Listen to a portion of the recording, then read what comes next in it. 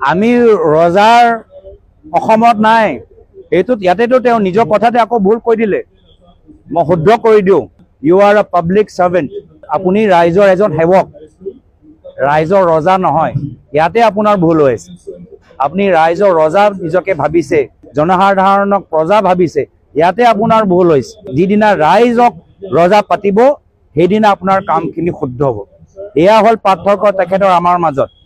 তেওঁ নিজকে ৰজা ভাবে আমি ৰাইজক ৰজা ভাবো তেওঁ নিজকে ৰজা ভাবে আমি ৰাইজৰ সেৱক ভাবো তেওঁ ৰাইজক ভয় কৰিবলৈ চেষ্টা কৰে আমি ৰাইজক ভয় কৰোঁ তেওঁ ৰাইজৰ অধিকাৰ প্ৰশ্ন কৰাৰ অধিকাৰ কৰ্তন কৰিবলৈ বিচাৰে ৰাইজৰ সমালোচনা কৰা অধিকাৰ কৰ্তন কৰিবলৈ বিচাৰে আমি ৰাইজৰ অধিকাৰ মুকলি হোৱাটো বিচাৰোঁ তেওঁ ৰাইজৰ কণ্ঠ ৰুদ্ধ কৰিবলৈ বিচাৰে আমি ৰাইজৰ কণ্ঠ স্বাধীন হোৱাটো বিচাৰোঁ